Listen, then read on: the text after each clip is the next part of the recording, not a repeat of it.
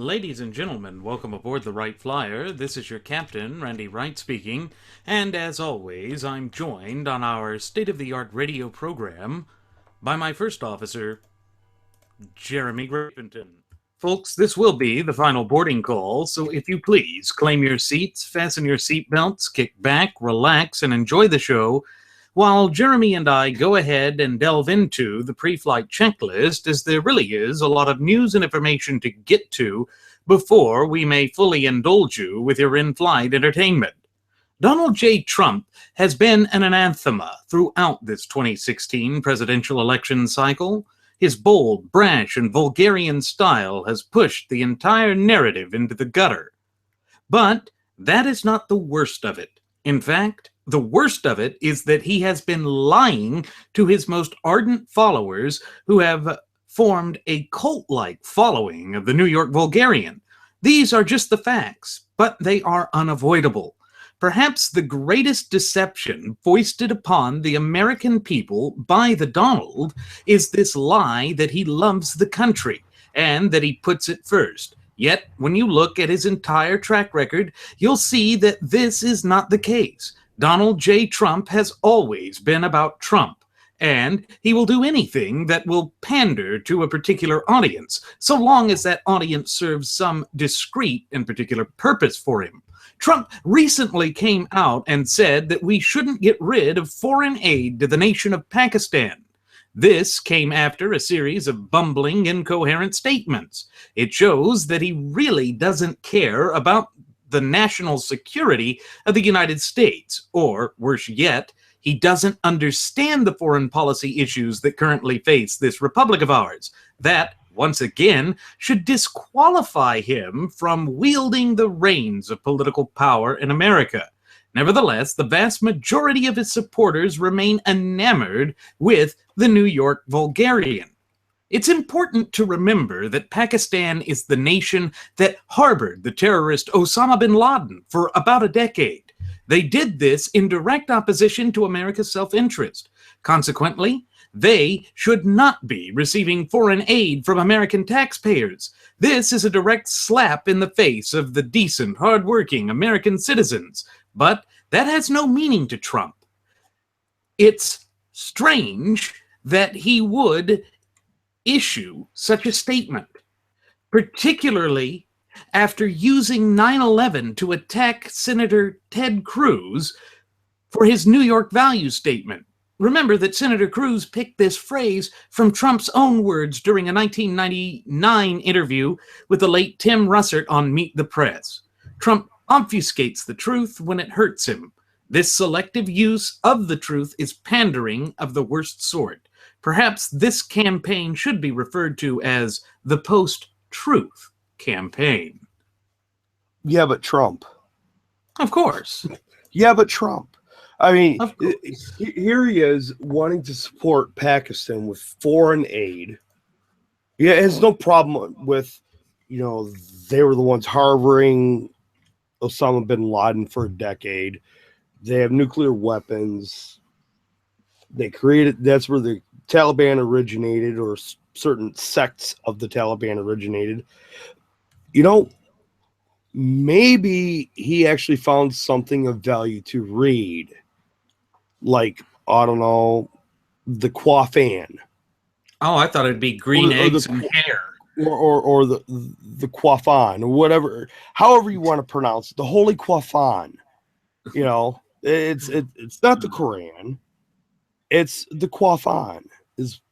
That's it. He does not have it's the Holy Salon. The Holy Salon. There you go. He has. Well, no. The actual text and verses. That. Well, the text and verses within the Quafan are actually the Salon, blah blah blah. So, yeah, but he has no idea. Maybe he does have an idea, but he just doesn't have any care. He doesn't have any respect for the United States. That's what it boils down to. We all know he doesn't have any principles, and we'll be delving into that at a later date. And I've got a special for you all, a very, very special for you all. in the coming days. You just go, ooh, nail biter, cliffhanger. Ooh, what's he going to do? You'll just have to wait and see. You've been hanging around show business too much, Jeremy. Just a little bit. No, maybe. Anyways, the point is, he has no desire to exemplify what has already made our republic great, what maintains our greatness, and what propels us to future greatness, to make us even greater than what we are. Well, it's because he doesn't know what made us great in the first place. Well, he and didn't see any that's value the Constitution. in it. Yeah. No value in it. Yeah. Gosh. Well, Jeremy, I must admit that Trump's foreign policy positions frighten me. He shows a clear lack of understanding with respect to the issues, such as these statements about Pakistan, his proposed neutrality with Israel, and various other statements he's made while on the campaign trail. We simply cannot trust him to take America's best interest to heart. Of course, that makes sense because he's only ever had his own self-interest at heart. This leads back to one of the questions we asked on a past episode of the Wright Flyer. Namely, just who is the real Donald J. Trump? He's doing his best to hide the real Trump, and we can see this from the statements made by one of his main head honchos, Paul Manafort, when speaking to the detente wing of the gutless opposition party. He essentially assured them that Trump has been playing a role, much like an actor on the stage or on the movie screen. All of this would be laughable if the consequences weren't so dire and serious. The United States of America is in the midst of both a constitutional and identity crisis. These disastrous 2 terms of the Barack Hussein Obama regime have done quite a number on the United States, and Trump would just be a continuation of that. This you can take to the bank. Throughout it all, the graduates of Pavlov's School of Journalism for the salivating mainstream media have been Trump's willing partner. They've been doing everything in their power to peddle his web of deceit. The media wants us to believe that he is some sort of paragon of conservative virtues and values. Of course, nothing could be further from the truth. We have been warning you about this, folks, since our first episode aired back on September 11th of 2015. You know, I have to give kudos to Paul Manafort. He managed to squeak out 2 unbound delegates out of Arizona for Trump. No, he's making progress. He's making progress. You know, he gets an A+ for effort and an F for failing. Rightly so. Yes. But see, here's the thing with individuals like Paul Manafort.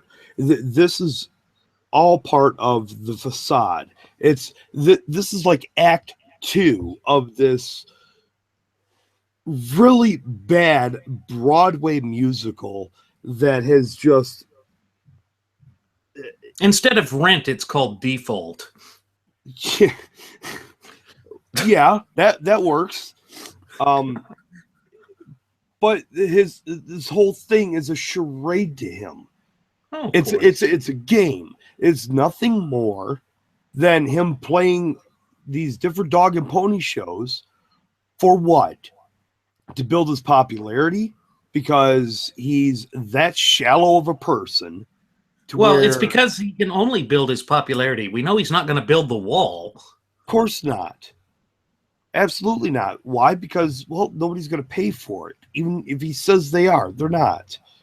Of course not. I do want to say that Jerry Brown, I think he was, and I can't stand Moonbeam at all, but I have to hand it to him for saying that if Trump is the nominee, California is going to build a wall around California.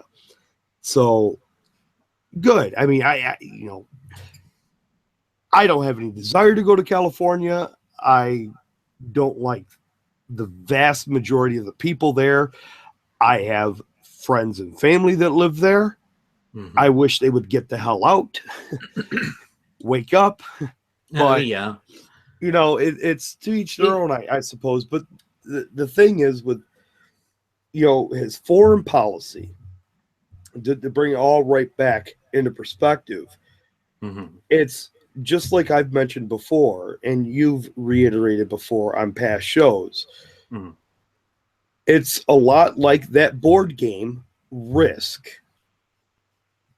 We see that he is not even a novice. He's not even a beginner when it comes to understanding strategy and tactics. Well, no, his brain's too bigly for that. And whether he truly doesn't understand it or he doesn't care to understand it and he's purposely doing this, I think it's a little bit of both. We can see evidence that he has no intention of winning. He's throwing out all of these off-the-wall ideas of foreign policy, of which he's basically regurgitating from past political characters, and he's fired all of his campaign staff in all the states where he's won primaries or caucuses, so he's not even fortifying himself. He has no intention to run or win, but he keeps layering on this facade. It's kind of like he's run out of orange makeup and doesn't know what to apply on next, so he's just grabbing whatever he can, lacquering it on his bulbous head, hoping that it sticks. Well, I heard that Cheetos Puffs do a wonderful job of making orange makeup. Oh, gosh. Hey, maybe he can get sandblasted with some Tang. Well, they do say it's media blasting, and he's good with media, right? Yeah, Of course, the problem with it is, like any type of rusty thing, it's going to be full of holes, much like his campaign. And him. Yes. We've said it before. Donald Trump's stance on so-called immigration reform is a farce. He has convinced the people that he is some sort of champion against the torrent of illegal aliens flooding across our porous southern border. Yet, in actuality, he supports what is known as touchback amnesty. In other words, those who are deported out of the country in direct contradiction of United States law shall be given a fast track back into the United States and to gain U.S. citizenship. This is a betrayal of everything that he was promising to the people. But, as always, Donald Trump simply doesn't care. Yet, even more telling, this shows that Senator Jeff Sessions of Alabama has also been a traitor to his principles. He has convinced the electorate of Alabama that he stands in staunch opposition to the illegal alien flood. Yet, his own words and actions clearly demonstrates otherwise. For you see, he claims to have been the architect of Trump's immigration policy. If that's the case, then he's betrayed his staunch principles. What can you expect from someone who usually sides with the détente wing of the gutless opposition party? Of all the occurrences of this 2016 presidential election, perhaps the greatest gift of the Trump candidacy is its exposing of those who are traitors to the cause. Jeff Sessions fits that bill, as do various other people, including former Alaska Governor Sarah Palin. What's worse, he's also exposed the so-called conservative media. They are the biggest liars and frauds of all. At the same time, it's tragic to see those conservative voices who have been traumatized by this. Look at Glenn Beck, for example. He has been harmed by the Trump camp. His entire media empire is struggling. He admitted that it was $13 million in debt last year. He's had to let off a lot of people. He's had to tighten the belt, and through various efforts and labors, he's managed to bring that down to $2 million. We wish the best to Glenn Beck and his Blaze Radio Network, as they are one of the few voices of truth remaining in the fray. And we're going to make sure that they stay one of the voices of truth in the fray. Oh, sure. Because, again, and this is one of the... I have to touch on this in the propagandist issue regarding this. Trump's talked about uniting the party, unifying it. Well, he doesn't want to unify the party. What he's really doing, much against to his own volition, is actually unifying conservatives that have never been united before.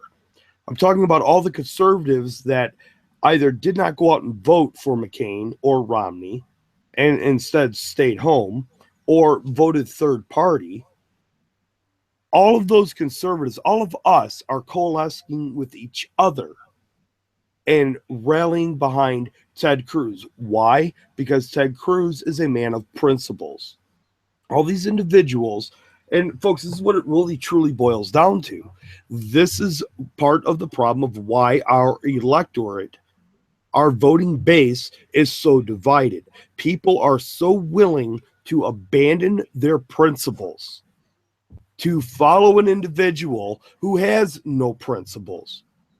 I was involved in a discussion on Facebook earlier today, and the individual probably served the United States in the Marine Corps. I salute him for that. Thank him for his service. But I have to call it into question him as a person when he wants to defend Donald Trump, an individual who is vehemently opposed to the Constitution, the very document that my friend took an oath to uphold, protect, and defend. He swore an oath on that.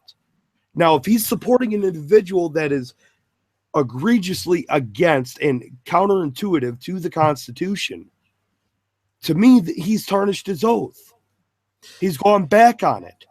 And that goes for anybody, in my opinion, because if you take that oath is a lifelong oath. You hold that oath until you die. Jeremy, this entire election cycle's been weird about that. We've seen people that have had convictions who should know better than what a lot of's been happening, just have the political wool pulled over their eyes. It's as though they don't care what's happening. It's as though they have been driven to the point of raw emotionalism and that they don't care what happens. If it all burns down, all the better, so we can start over again. Of course, the problem with that is, how are we going to start over? Where is the infrastructure in place to ensure that our fundamental and inalienable rights are protected and that we can maintain an open and honest, free, representative republic like that our founding fathers devised? Because the problems that we're facing in this nation are not the original structure of government.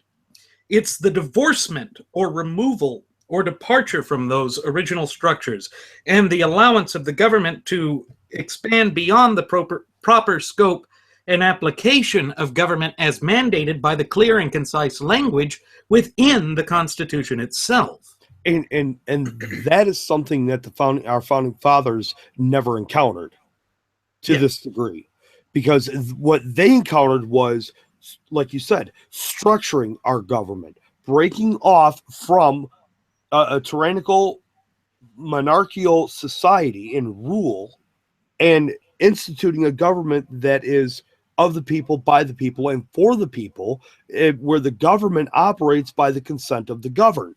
Now we're looking at it to where if they want everything to burn, you burn it and reduce it all to ashes and start over again.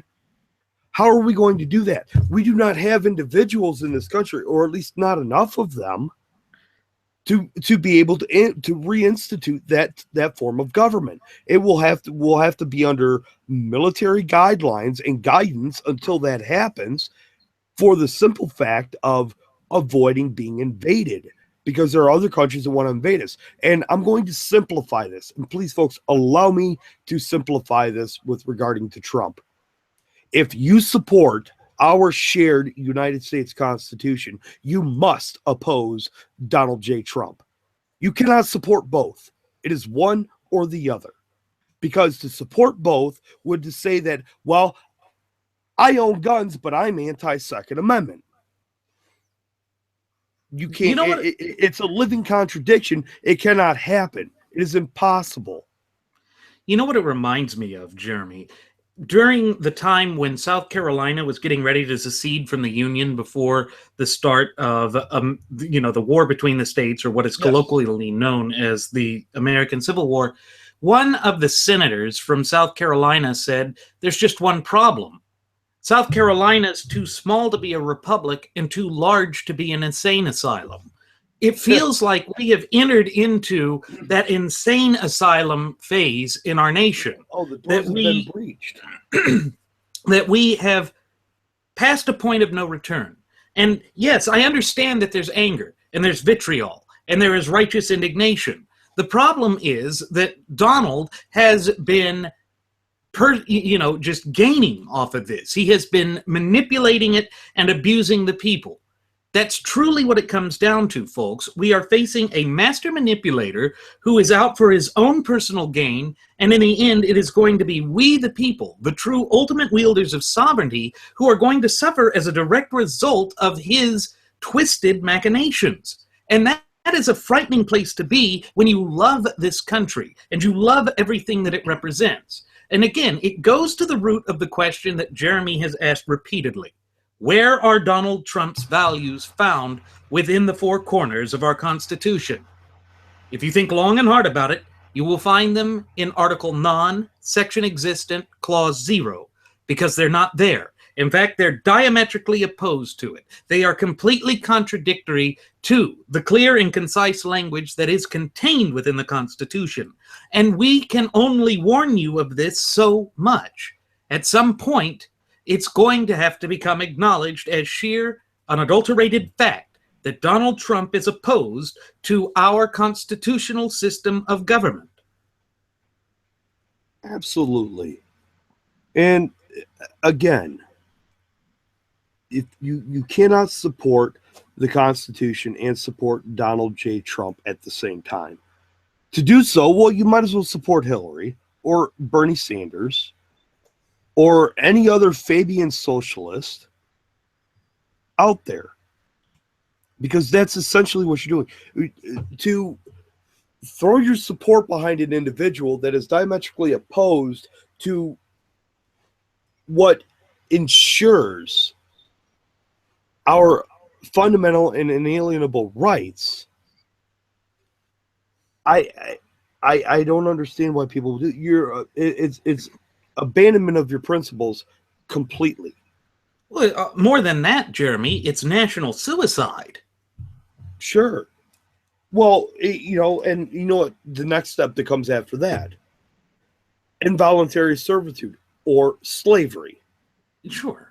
Because that's exactly what happens. And then, again, we see history start to repeat itself, except at this point when the slavery happens, which has been inching up and creeping on us for the past 100 years or so, when it finally comes to full fruition, there's going to be an even harder struggle. And folks, you think times are going to be bad now. You think times are going to be bad when Hillary gets elected. That's just the beginning of it. Because I assure you, if Trump is the nominee, Hillary will be the next president of the United States. I assure you of that. He's unelectable. It's a given. He is unelectable. Why? Because he has no principles to stand on to govern and coincide with our republic and what it stands for.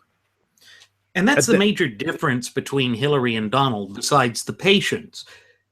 Twisted as they are, Hillary does actually have principles. They're rooted in Fabian socialism. They're rooted in the destruction of the United States of America. But I'm going to take it a step further, Jeremy. I'm going to say that Donald Trump does have principles. They're rooted in Fabian socialism. He's espoused them for the vast majority of his adult life, and now, just suddenly, the night before he decides to officially throw his hat in the ring, he magically changes his position? Mm-hmm. He has no credentials. That's the problem. How can we trust him when it's diametrically opposed to, the exact opposite to, everything that he said all of his life? Well, again, I asked the question, was he lying then or is he lying now? He's been lying all along. Exactly. Is what it comes down to. Exactly. This all goes back to a false perception. Donald Trump has been passing himself off as a conservative. when in fact nothing could be further from the truth. Therefore, the American people must be weary or wary of his tricks and sleight of hand. We are part of the new resistance that will stop at nothing to ensure that you get the truth. After all, the truth is what sets us free and leads us back to the Constitution. As we've said from the beginning, the Constitution is the key to all of our problems. It will unlock us, save us, and empower us. If Trump really cares about the United States, then why is he forgiving or continuing to give foreign aid to Pakistan? This seems contradictory to the type of positions that he's been holding during this campaign. And we've noticed, even on the comment section at Breitbart News, that some of his supporters are beginning to feel betrayed. Well, we've been attempting to warn you about this for 10 months now. Better late than never. We must all stand in this together, America. We cannot look for a singular messianic figure. Only the American people are endowed with the authority to save this nation. That's the way it was designed. Our founding fathers wanted to ensure that no one singular entity, individual, or branch of government could amass so much power. If one person can save the country, he or she could also just as easily, if not more so, destroy it. You know, I have to expound on that. Given the fact that our rights, which allows us to act as the ultimate wielders of sovereignty in this nation, they're rooted in natural law. They are endowed to us by our Creator.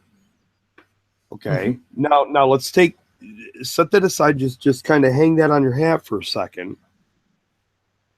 If people are looking for a messianic figure to save this nation,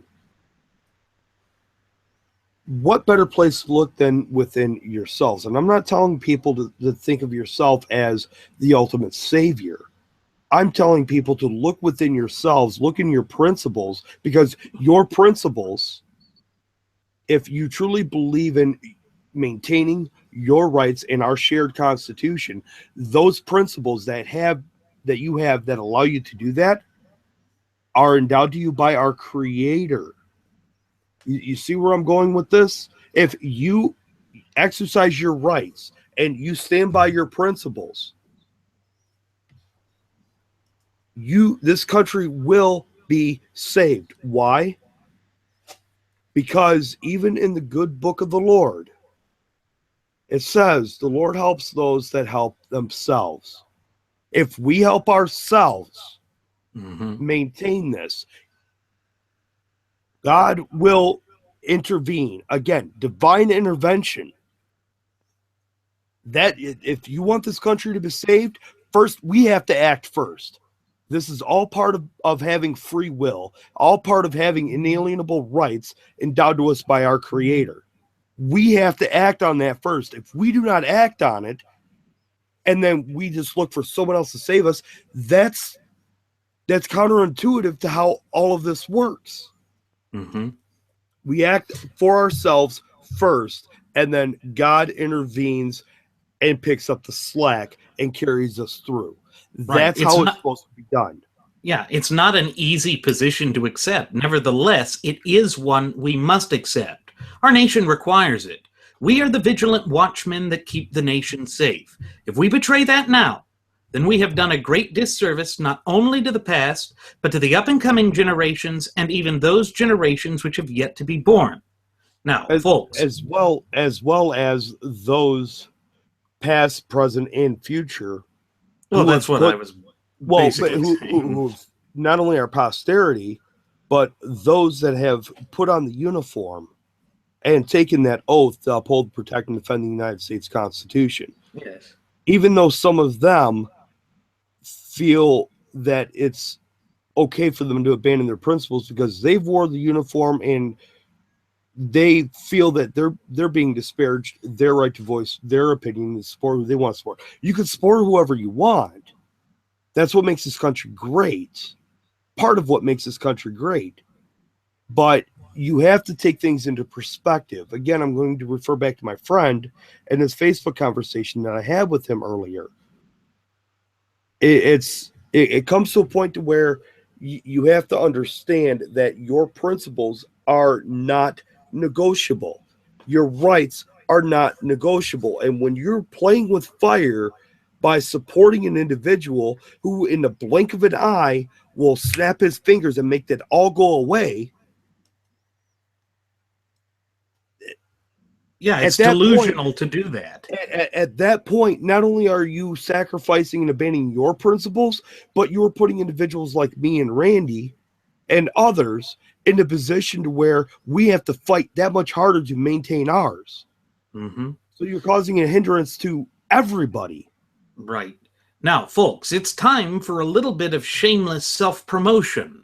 We here at the Wright Flyer have introduced a new feature to our Blogspot account, an audio blog.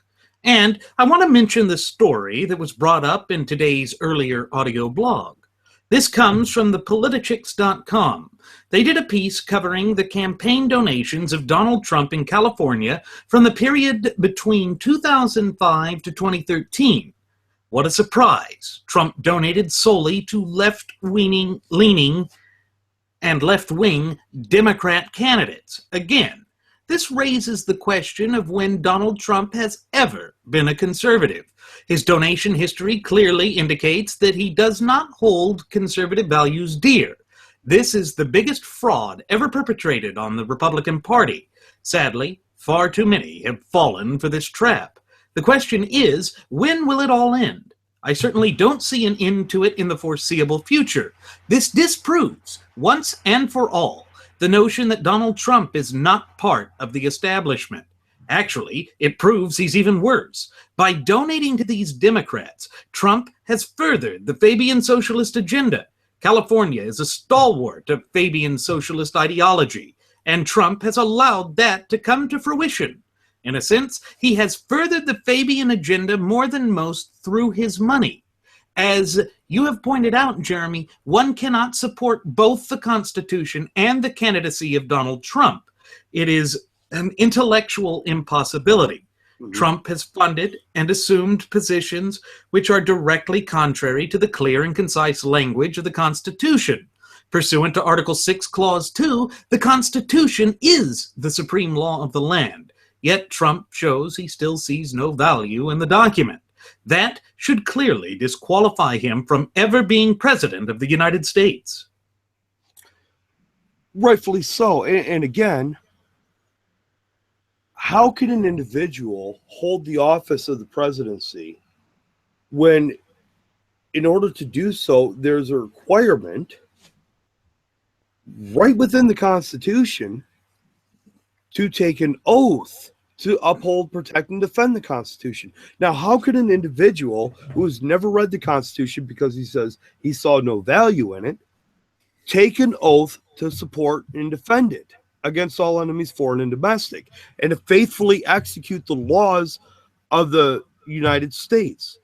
Well, those laws, in order for them to be executed, the execution of those laws must be done in coincidence of the Constitution. So if he wants to execute the laws of the United States, laws that are on the books, but yet has no value with the Constitution, how can he do that? It is impossible. How can he even take the oath if he has no value or sees no value in the Constitution? It's impossible. That means it's nothing but empty words when he speaks them. If he speaks them, God forbid he ever speaks those words. Or that you could even recognize them the way his speech pattern is.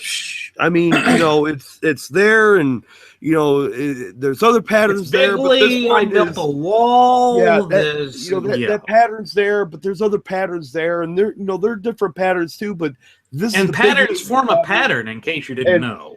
And of course, and the patterns lead to other patterns, but it come all the way back to that one pattern. It's like a magic eye. You gotta find the picture. What it reminds me of, and it's remember that game Boggle? if you were to take a whole bunch of words and phrases and just put them on those little cubes, shake them up, and then open it up, that would be like Donald Trump writing his own speech. This is just what it is. Instead of sitting there hunting for words and making words, all the words are there. He just rearranges them in the order that he wants. But, the funny thing is, now that you mention that, when he did have his teleprompter foreign policy speech, people still said it was incoherent, that he didn't know what he was talking about, that it was rambling, that it had no point. If he can't even get that straight with a teleprompter, he's even worse than Obama. I'm sorry, folks. There's no other way to cut this. There's no way to sugarcoat that. He is worse than Obama when it comes to public speaking. And he can get away with it, or at least he thinks he can. Because he's not a politician, or so the line goes. So the line goes, but more so because, well, I'm Donald Trump. I built the tower. I'm going to build the wall. I got smally hands. I've run an escort service and this and that. My daddy was Pimp Mac Daddy. Yeah, and he was proud. Let me tell you, he was proud of it. I know, even though he's gone, but he's still proud. I know this. I can tell you. Come on. You can tell us a whole lot of things, but none of it means bo-dunk. It means nothing. Why? Because it's incoherent. It is nonsensical crap. Mm-hmm. And folks, if you haven't noticed in previous episodes, when I start saying that word crap, please put your trays up in the upright position and buckle your safety belts, because we're going to head into some turbulence here in a few minutes. I can feel it. I can just feel it. Well, speaking of turbulence, things are heating up for the Indiana primary as well. Fox News, which has shown a deliberate Trump bias throughout this campaign, has allowed Trump to label Ted Cruz as a liar for claiming that Mike Tyson is a convicted rapist. Yet, back in 1992, Mike Tyson was indeed convicted of rape. In fact, he spent 3 years in prison for it. Cruz was not lying. Nevertheless, the false perception Fox News, as well as the Trump camp, must attempt to continue it. They must, because they cannot let this go. It's hard to fathom how Fox News could allow its ratings to deteriorate in such a fashion. Nevertheless, they have done exactly that. It has now been shown more than once that CNN is defeating them in the #1 primetime cable news slot pattern. You know what? That means that they're beating consistently Bill O'Reilly, Megwin Kelly, Sean Hannity, Regretta, all of them. Yes, to steal that from Mark Levin. But all the while, the truth is lost in the fray. But perhaps this is poetic justice, since Fox has been touting that line #1 in cable news for as long as I can remember. And fair and balanced. Blah, blah, blah. We know what's fair and balanced about Fox News now. We know exactly what they finally found a hair conditioner. They finally found a hair conditioner that leaves their hair fair, silky smooth with the right pH balance. Except it's not. If you look at Trump's coif, it's terrible. Sure. But, hey, they're blinded by everything else. It's just par for the course for them. Yeah. But oddly enough, Andrea Tantaros is no longer on the Fox News program's attempt to compete with The View, outnumbered. We're not entirely sure why she was expelled. However, she has blamed the National Review for this. Of course, that's a blatant and outright lie. Then she adheres to the feminist crap, blaming male authors for this. Is that really the best she can do? It's laughably absurd. This election cycle is really beyond the pale. It has exposed so many frauds and charlatans within the rank and file of the conservative movement. It's good that we're doing spring cleaning. Otherwise, these frauds would continue to fester in the shadows of the alleged conservative movement. The American people deserve and demand better than this. And that's why we're the new resistance, folks. We're not going to tolerate the crap. We're not going to allow them to continue to obfuscate the truth or to preach what they have as the truth when in fact nothing could be further from the truth. You deserve better than this, and that is why we are here. That is why we have made the vow to stand by the Constitution come hell or high water, because if we don't do it, then who will? Okay, folks, remember a couple minutes ago I told you to buckle your safety belts because turbulence is coming? Here it is.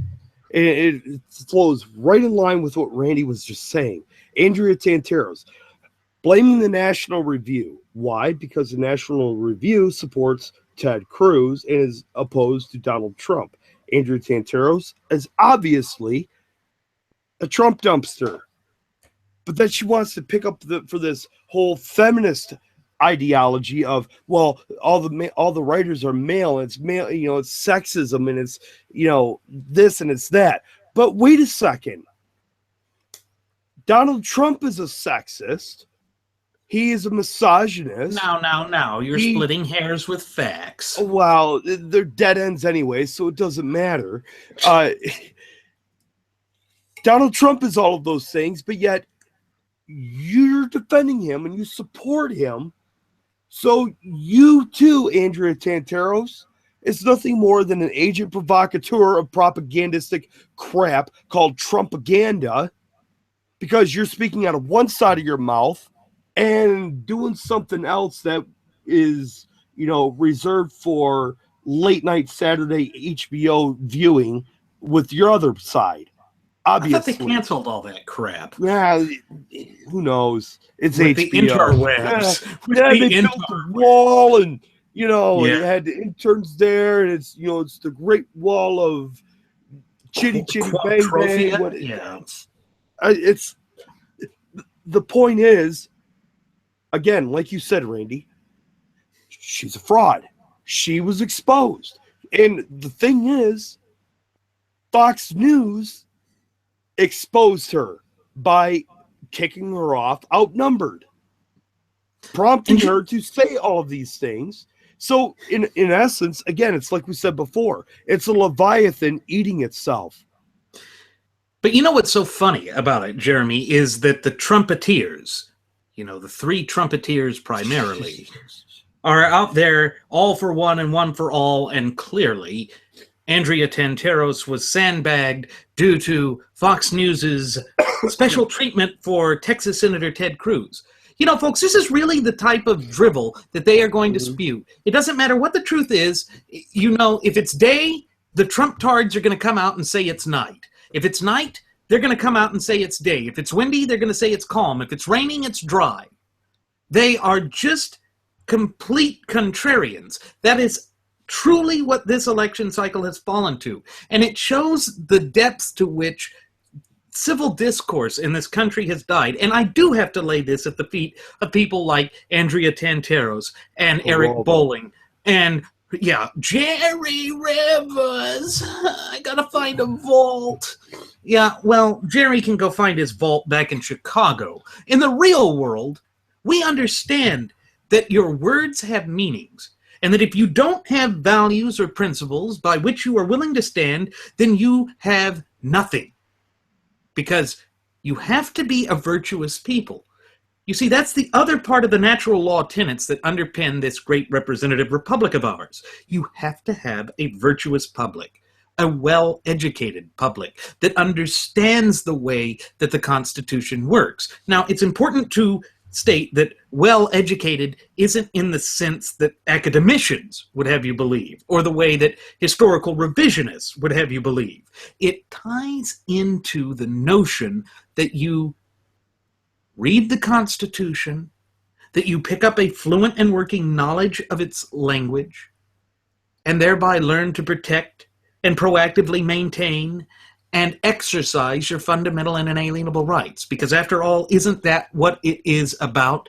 To be a popular sovereign, to know the power that you wield, and to know how to protect yourself from governmental encroachment and overreach? I think so. Well, again, this is the problem, Randy. It's not of true academia anymore. No. True academia and you would be the one to attest to this with your Juris Doctorate. Your Juris Doctorate, and correct me if I'm wrong, but and I don't know the Latin. I'm not smart like that. I'm one that's poorly educated about Latin.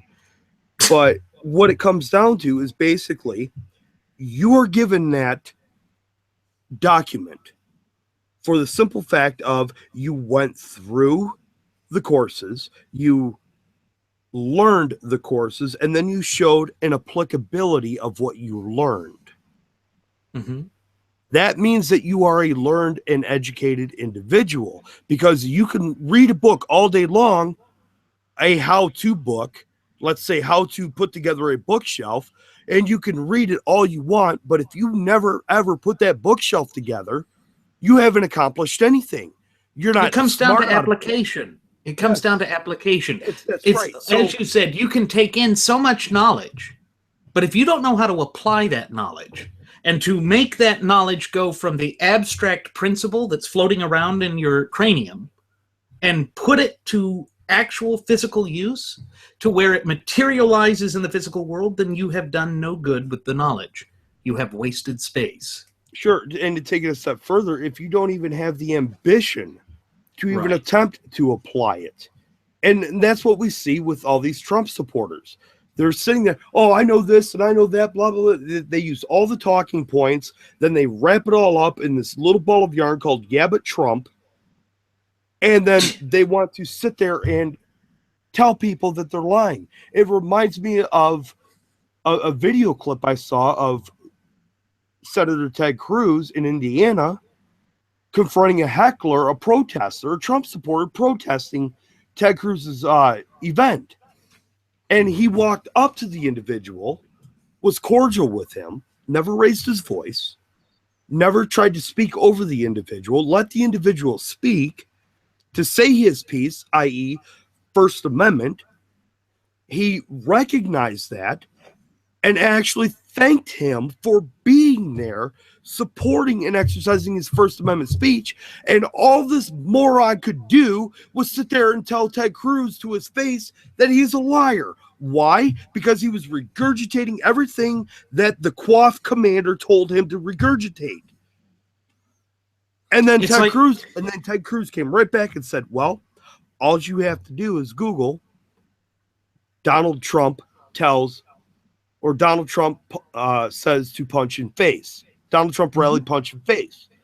And you will hear Donald Trump say, beat the crap out of them. Beat those people down. I'll pay the legal fees. The guy stood right there and said, he never said that. You're lying. It is incredible. Yeah.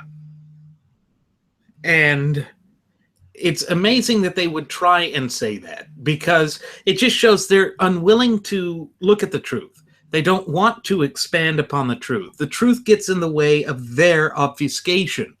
But that's the thing. We have to allow the truth to come through. The truth is the only thing that will set things right. Otherwise, it's meaningless. Well, and again, it's like I said, it's going to be a very daunting task for individuals such as ourselves and our listeners, those that refuse to abandon our principles. Because we are the bearers of truth. We are the bearers of vigilance and liberty and freedom. It is our responsibility. It's our obligation. It's our duty to ourselves and to each other to do this. See, folks, again, Trump wants to say that he's unified people. He's using that in a way to achieve a desired response. That of people latching onto what he's saying, regurgitating what he's saying. But what he really has done, and again, that's all propaganda the way he's using it. Here's the boomerang, because in order for propaganda to be effective, according to Joseph Goebbels, it has to be boomerang proof. Here's the boomerang. Trump actually has unified individuals. The Klan. Well, no, David Duke. that's not where I'm going with this. Where I'm going No, with but I'm this taking it there. he has actually caused individuals to rekindle themselves with maintaining and actually standing more firmly on their principles. He's actually caused me, because of Donald Trump, I ask these questions. What are his principles and where are they rooted in the Constitution? And this is why I also make the statements: if you support the Constitution, you must oppose Trump. Those are valid. That's a valid question and a valid observation. It's absolutely refutable. Now, with what you were saying with unifying plan, yes. Absolutely. Again, because in the opposite side of the spectrum where he brings out all the vermin and filth. Yeah. Well, he's like a singed rat. Yeah. Running back into the wood pile, and all these other rats are coming out. Well, Donald Trump's the best man. This one Klansman, that video that we saw, Yeah, that was the Grand Wizard. The Grand Wizard, Imperial Wizard, saying, well, Trump, he believes in a lot, in everything we believe in, and, he's the best man for the job. Well, what about Ted Cruz? Hey, Ted Cruz, no, he can't be president. He wasn't even born here. So again, they're still latching on to this issue that has been settled by the courts. It was settled as law back in 1952. I believe. The Klan probably doesn't even think he's human because he's not what they consider white. Right. And it's just, he's unifying people in an effort to destroy this country. In order for there to be a divisive nature of something, two things have to occur. Either something has to be fully intact to begin with, which is always going to be a constant in that. So that's all automatically given. But there also has to have something to come together in order to create that division. That's what divisiveness is. You have an entity that is already in existence, is already there. It's a constant, and then you have something built together to drive it apart. Right. It's like driving a wedge into a stone and causing it to fissure and fracture and to cleave itself. And speaking of these types of divisions and tying it into the Fox News debacles, folks, I don't know what you've heard about the tuffle that Jesse Waters had with another reporter. The row allegedly occurred after the White House Correspondents' Dinner between Jesse Waters and HuffPo D.C. Bureau Chief Ryan Grimm. Boy, these names. Waters Grimm. Okay. Anyway, I don't know about you folks, but I feel like I'm in the middle of a Honeymooners episode. This is a disgrace. Yet, this is what happens when you lay down with dogs. You always get up with fleas. It's as we've been saying for quite some time now. This election cycle is really the most heated and contentious of living memory. Jesse Waters proves this by his disgraceful conduct. Both men were photographed throwing punches at one another. Making matters worse, it was Republican National Committee spokesperson Sean Spicer. Now, there's another name to add to the Waters and the Grimms. It's a Grimm Spicer, who broke up the fight. Folks, you can't make this stuff up. It's like we're bearing witness to a poorly scripted soap opera. Of course, that's the damage of the Trump camp. It's the damage that he has done to the entire, not just election cycle, but to our primary process. He's made a mockery of our primary process. This is meant to be a serious procedure through which the various voters make their ultimate determination for whom they believe is best qualified to represent not only their party, but also themselves as the nominee for the highest office in the land. Where it all goes from here remains yet to be seen. Indiana is going to be a pivotal breaking point. If Cruz wins, it almost certainly ensures that the contest will head to a contested convention in Ohio, in which case Trump really doesn't stand much of a chance. Most of the delegates cannot even stand him, and boy, I wonder why. You know, another question is raised here. Jesse Waters is a Trumpfarian, okay? This Grim fella, not Spicy to be Grim, yeah. He's the sixth Spice Girl, I guess. He's a leftist socialist supporting Fabian Hack. of course. Isn't it funny that we have an individual who, with Jesse Muddy Waters, the Trumpfarian, supporting an individual or rooting for an individual that is diametrically opposed to the Constitution. And then you have another individual that is pretty much of the same kind, beating the crap out of each other. Here's the question. Yeah. Has anybody seen any journalist or field reporter who supports Ted Cruz get into any altercation with anybody? No, of course not. So all of this, what we've brought to the forefront many, many episodes ago and over many, many episodes about the whole blind fury and people supporting Trump and engaging in these barbaric, Neanderthalic, unicorn, rainbow, jet fighter farting, bareback riding, knuckle dusting, drag down knockouts. We've brought all of that. It was all created by one individual, Donald Trump. He planted that seed. He started stirring that pot. And now it's boiled over. And it's boiled over amongst his campaign with Corey Lewandowski, attacking Michelle Fields, with Jesse Waters. You have other Trump supporters standing right toe-to-toe with Ted Cruz, being aggressively insulting to him verbally. His body language looked as if any second I was waiting for him to swing and take a poke at Ted Cruz, which would have been a bad idea. But why don't we see any of this in the Cruz camp?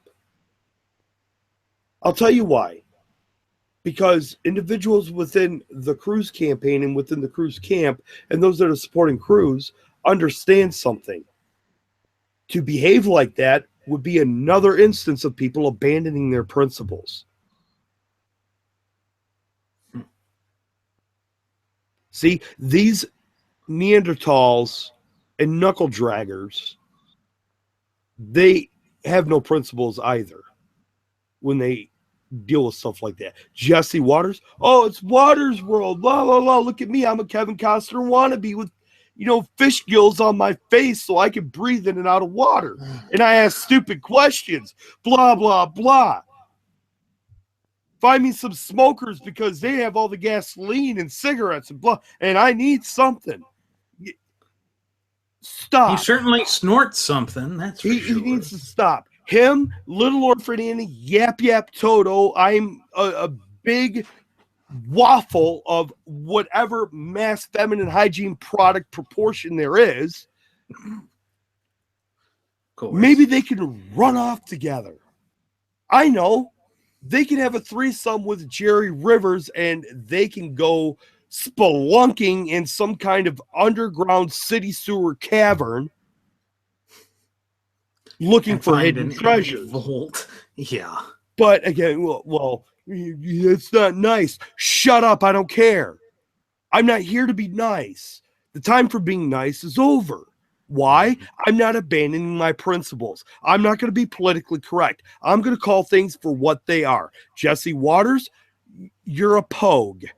You're a podunk. You are a moron. You're a walking contradiction of what anybody should be in society. You know, hitting home with the point that Trump wouldn't fare well in a contested convention, Ken Susnelli beat out Paul Manafort for the Virginia delegate allocation. Folks, this is a major happening. It essentially means that the Trump's camp won't be able to control the way that the state of Virginia allocates their delegates.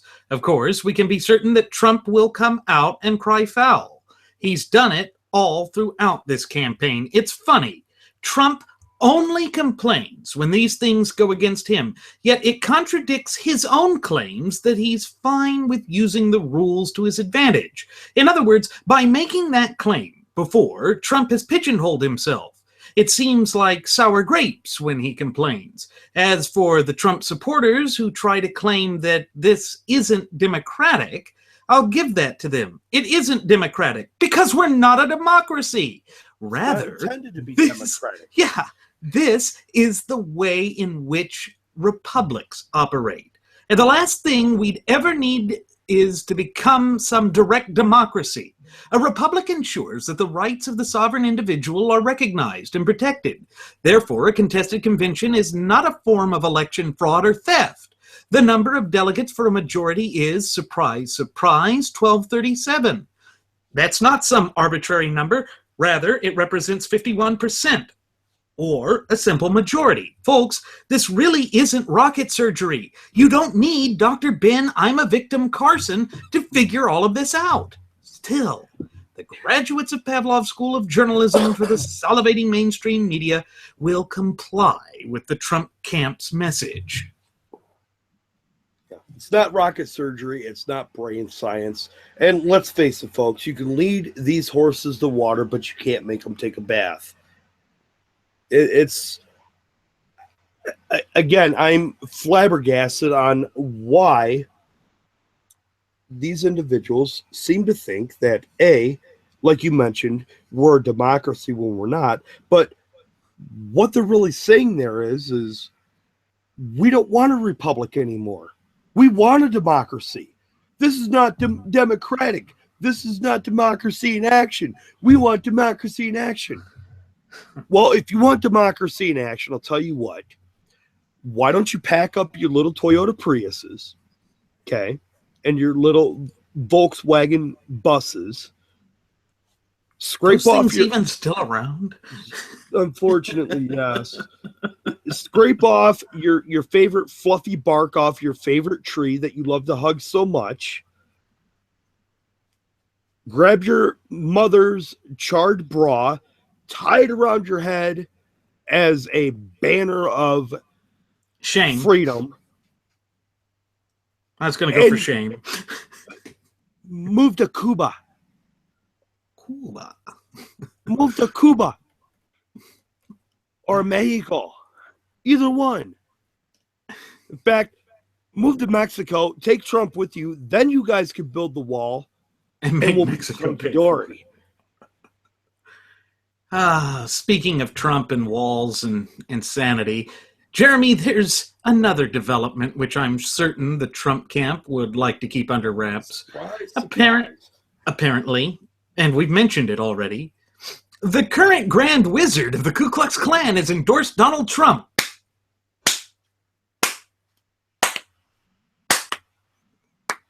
Okay, that's about as much of a golf clap as I can stand. Folks, this establishes an undeniable pattern with respect to the Trump campaign. They have earned the staunch support of the former Grand Wizard, David Duke. On top of this, his people circulated a white supremacist video on their website. It appears that all the dregs of society are drawn to Trump's outlandish and vulgar campaign. There's no way to spin this as a media lie, though they'll try. The alternative right, or alt-right, will claim that this isn't a bad thing.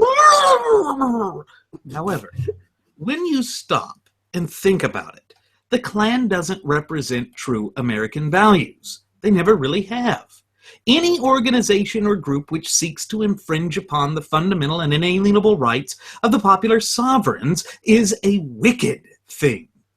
We condemn with equal force, both the Ku Klux Klan and the Black Panthers, as well as any Hispanic supremacist group. Our loyalty is to the United States Constitution, or MECHA. Yep. Throughout it all, this just legitimizes the stupid claims of the Fabian socialists, that the right is bigoted, that's the narrative that the salivating mainstream media will run with during the general election. It's like this nightmare has been custom tailored for Hillary's campaign. My stomach turns at just the thought of it. We can lay the blame for this squarely at Trump's feet. This raises the question of whether this was Trump's goals or intention from the start. After all, he's donated to leftist causes for the vast majority of his adult life. This would tie into his past positions. That would make his candidacy one of the biggest con jobs ever pulled off in American history. However, I think that the political winds have turned against the New York vulgarian. You know, and this actually solidifies him being exactly what he claims he wasn't to begin with. Of course. Part of the establishment. Of course. Because look at Tammy Faye Banner. You know, he's golfing buddies with Trump. He's done several other things with Trump. You have now Terry McAuliffe. You've got other individuals within, well, you know, who was it? You mentioned Jeff Sessions earlier. We actually, you know, had some conservative strands to him, but that's all gone by the wayside. And the whole thing is, if individuals have abandoned their principles to jump not only on board the Trump train, but grab the steering handles themselves, it's like that individual mentioned in that article with the Grand Wizard or the Imperial Wizard. The KKK has not only jumped on board the Trump train, but they're driving it. Mm-hmm. Just like the establishment is driving it. Remember, Trump said, well, I donated to both parties, this and that. Yes, you did. You just happened to donate more to the leftists and the Democrat Party than you did the right wing or the Republican Party and the establishment, but you still donated to both of them and contributed to them. You contributed to evil. You contributed to the pockets of individuals that want to do nothing but hold seats of power to keep their thumb on we the people. And you claim you're an outsider. You're not a politician. You're a fraud and a liar. He's the personification of an insider. You can't be an outsider and fund the entire edifice of the system, or at least the edifice of the corruption of the system. Because, you see, that's the important distinguishment that's not being made. Everyone wants to burn down the system. It's because they can't differentiate or distinguish the system from the corruption that is rotting the system. The system itself, per se, is not bad. In fact, it is the longest running, uninterrupted governmental system in modern history. And that is an amazing feat. But the corruption that has set in through political entropy, through this notion of complacency gripping the hearts, souls, and minds of the American people through their slumber, has allowed this country to start to topple. Why? Because these Fabian socialists enact this incessant, steady slide or march to the left. They keep pushing, and then the detente wing of the gutless opposition party, or GOP, does nothing to stop it. Why? Because they see this gravy train as their own too. But the problem is that the Trump dumpsters are sitting there trying to tar and feather those who have been in the Senate, who are actually leading a fight against the so-called establishment. People like Ted Cruz, people like Mike Lee, people like Ben Sass. They tar and feather them with the same brush, failing to make any distinguishments. They generalize, they stereotype, just like the left does. And it's disgusting. Trump. Yeah, but Trump. And of course it comes, yeah, but Trump. Yeah, but I'm going to tar and feather you right back. Anyone who supports Trump is acting in an un-American fashion. There, it's said. Yep. Absolutely. Absolutely. And, you know, excuse me, there's individuals that are going to hear this, whether today, tomorrow, or months down the road, that are going to take offense to what we say. I don't care. I don't care. You do There's not no have the freedom right, from being offended. You have no right to not be offended. Period. And if you don't like that, and you can't comprehend that, maybe someone somewhere has a copy of the Constitution that they could loan you, or perhaps read to you if your reading level is not sufficient enough to comprehend it. And if that doesn't work, give us a call. We'll take you to the zoo, get some monkeys, give them crayons. Maybe they could draw you a picture to understand it. I didn't know that they still had Trump's campaign team there. Wow. Yeah, it's the Trump Boons exhibit. Yeah. The fact of the matter is, your rights end where mine begin and vice versa. If you don't like what I have to say, don't listen. Turn us off. But you're never going to stop us. It's just not going to happen. It's impossible to shut us down with what we're doing. Because I'm never going to stop saying what I'm saying until after I'm 6 feet underground. And even at that point, my words are still going to be heard. You know why? Because my children and my grandchildren, my friends, my family, and future generations are going to be doing the exact same thing. You cannot stop what is rooted in natural law. It is the alpha and the omega. My rights are akin to that. Your rights are akin to that. And our obligation and duty of exercising and maintaining them is akin to that. Why? Because that is what they're derived from. Yep. Anybody says otherwise, guess what? I've got some swamp country out in the Sahara Desert I'd like to sell you. Of course.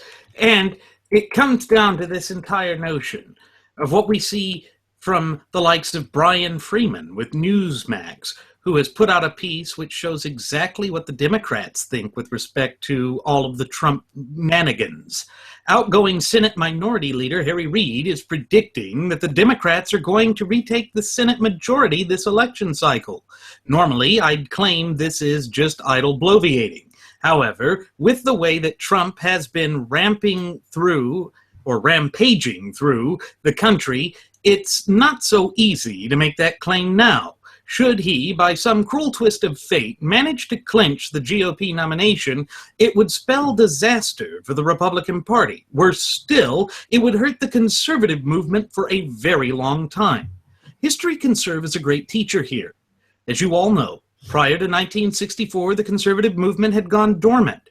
FDR and the salivating mainstream media had pinned the blame for the Great Depression on Republican businessman, outsider, and faux conservative Herbert Hoover.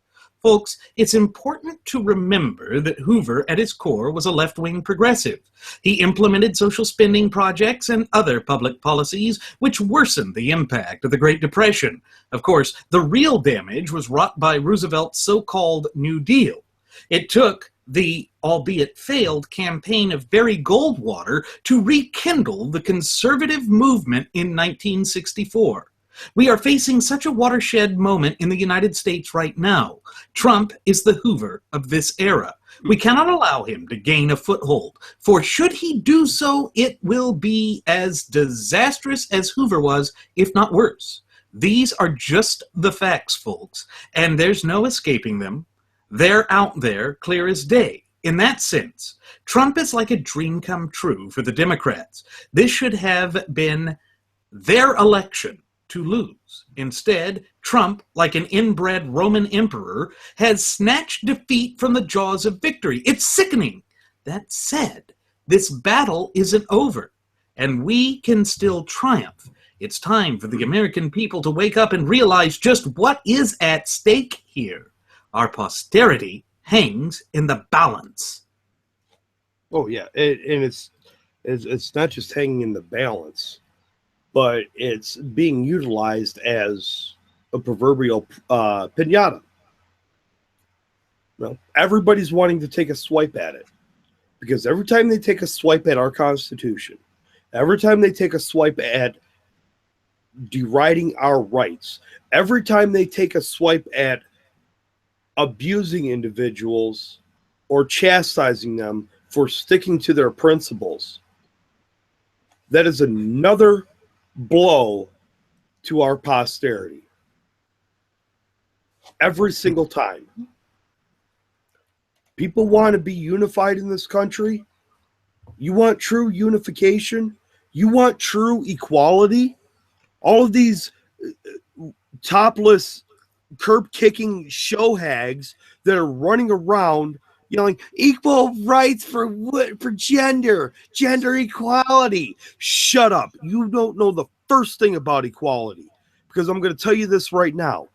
You have the exact same rights that I do, and you. I don't have any more rights than you. You don't have any more rights than I do, because our rights are enumerated within our shared Constitution. And here's something that's really going to cut you to the bone, and you're not going to like this, and I don't care.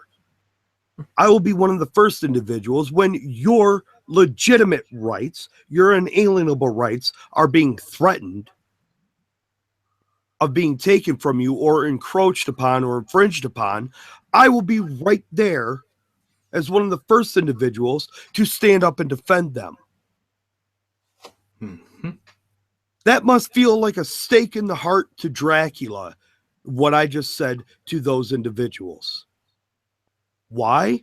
Because there's nothing they can say to retort against it. They have no argument against that, because anything they try to make as an argument falls flat on its face, much like they do when they trip over the curb in the middle of the night, opening up the next car door to jump into. Mm-hmm. It comes down to a notion of the natural law tenets. That's what we're speaking about. Because our rights, being the fundamental and inalienable rights they are naturally ascribed to our heart. They are chiseled by the God of nature onto our hearts, so that they guide our souls, so that they tell us what is right and wrong. You see, this is why moral relativism is such a dangerous ideology, why it has no place in an open and honest society or a representative republic or any place where self-accountability, self-responsibility, and above all self-determination reign supreme. But we've lost sight of that. Because of the obfuscation, because of the incessant and tireless efforts of the Fabian socialists to tear this country apart at the seams. They're doing this because they want to recreate who we are in the image of a socialist dystopia. But that should be an unwelcome sight here in the United States, because it is not who we are. It is not what we represent. It is not what our founding fathers bled, fought, and died for. We have to stand up for that. We are the ones that are duty-bound and obligated to do so. The longer we, as a nation, fail to adhere to those principles, the longer we fail to or continue to ignore them and not act upon them, the heart of that wedge is going to be hammered into us. And the fissures and fractures are just going to become exponentially greater, wider, deeper, with no chance of being mended. I'm never going to stop what I'm doing. Randy is never going to stop what he's doing. I would hope that all of our listeners will continue to do what they're doing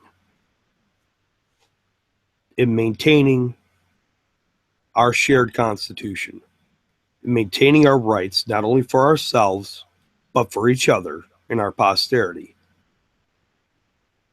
Embracing our duty and obligation, carrying it no matter how burdensome it may be, no matter how heavy it may be at times. It is ours. It is ours to bear, and it is ours to carry.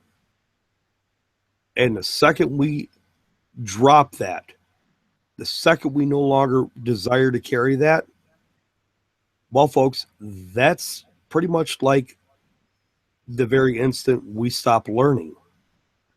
And the only time you ever stop learning is when you're dead. Like the campaign of John Kasich.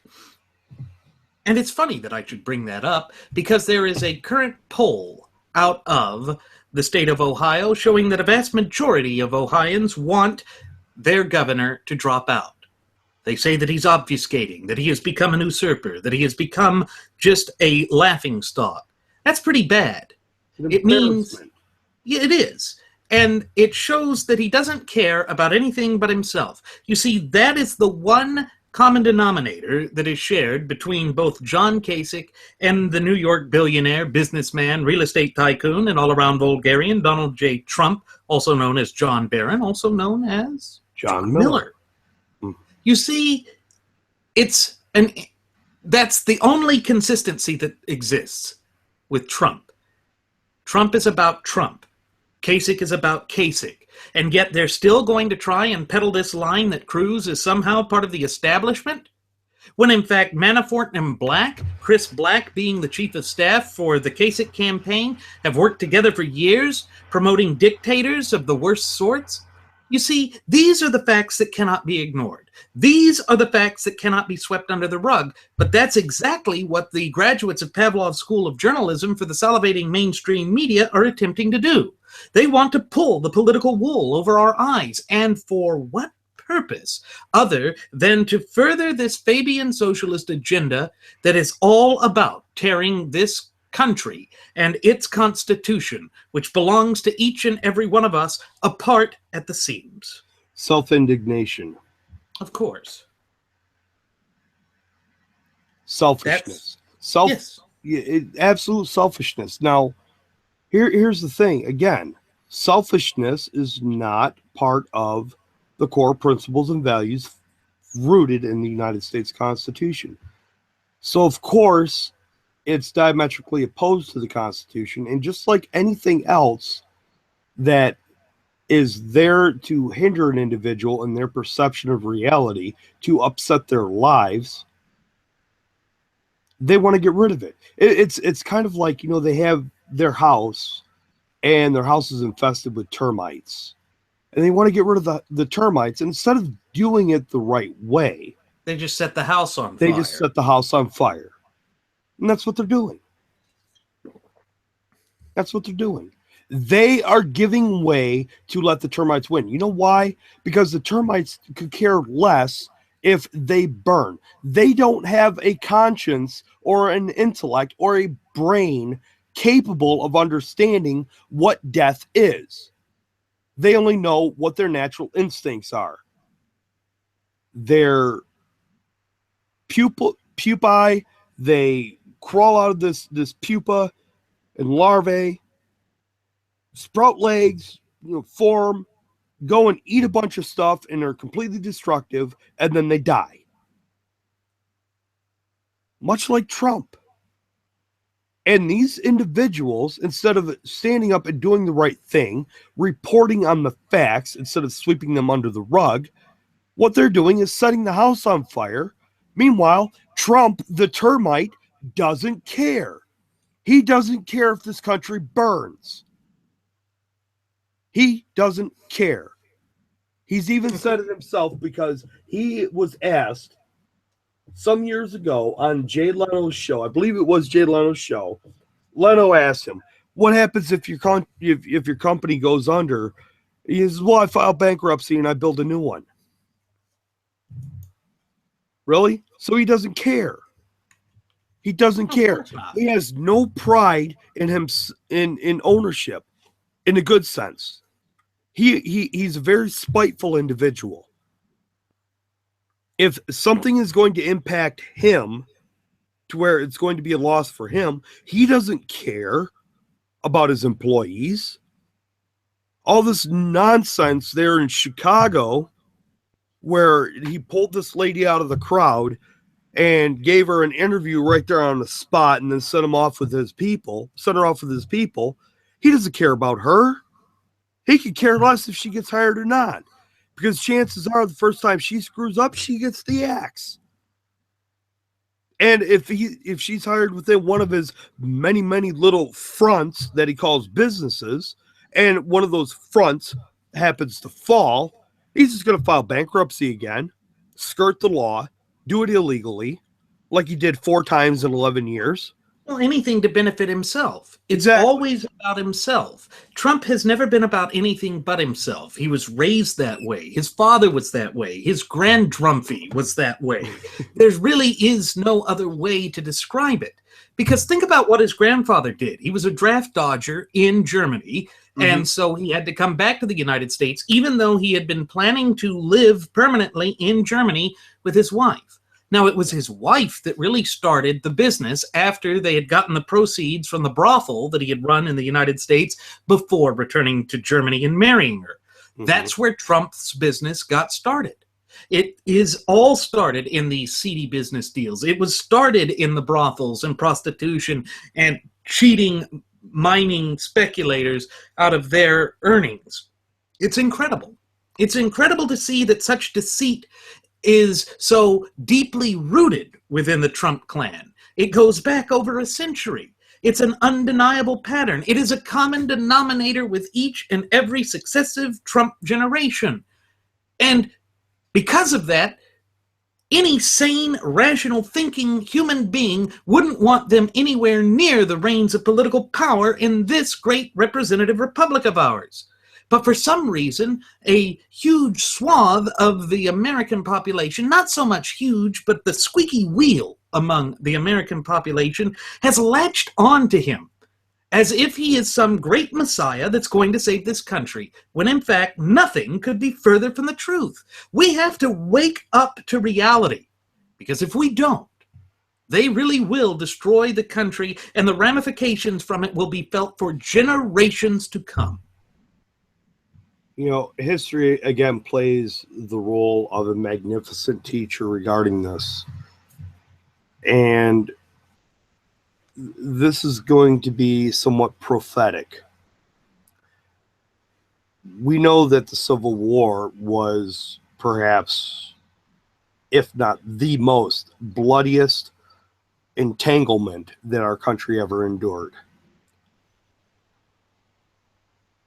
Folks, I'm going to tell you right now, that will be a picnic, a cakewalk in the park compared to what is coming down the pipe if we do not adhere to our principles, if we do not look to ourselves to save ourselves first and follow our obligation and duty. If we don't help ourselves, the Lord's not going to help us. Far too many people have been trying to say that the Constitution is some quaint, antiquated thing. And on the side of those who have decided to flock to the banner of the flowing hairpiece, they have said that the Constitution's not defending us, that it hasn't been effective. But you see, it's a contractual relationship. There is a flow to it. There is give and take. We must proactively defend the Constitution so that it can protect our rights. We're duty-bound to do so, because with each and every fundamental and inalienable rights, there couches a direct duty, obligation, and responsibility on the part of the popular sovereigns. This is the message that we need to get out. This is the message and the truth that we here at Radio Aviation Excellence, the Wright Flyer, are dedicated to. We will never turn our back on it. We will never abandon it. And it will be preached from our lungs until after our dying breath fades. Because, as Jeremy mentioned earlier, posterity will carry it on. As it is the natural law, it is timeless. It will be as applicable 200 years from now as it was 200 years ago, as it is today. Now, with that said, it is time for us to begin our descent. I'm going to go ahead and send the flight attendant back for one last round of alcohol. And yes, she is very interested in your interests with that alcohol. That's why she brings it to you. As always, ladies and gentlemen, I'm your captain, Randy Wright, and I've been joined by my first officer, Jeremy Grapenton.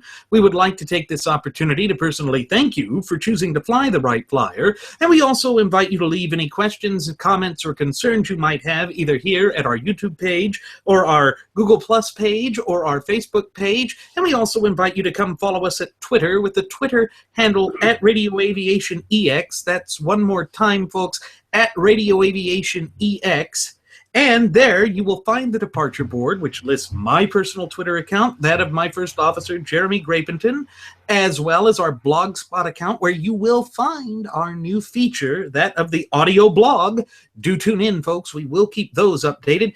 And most importantly, you will also find our Cafe Press account, where you can also indulge your own self-interest in a way that's much more erudite than that of Trump by purchasing drinking glasses with our logo on it, apparel with our logo on it. You can even get underwear with our logo on it, or first-class passenger logo on it. Show that your self-interests are those with class.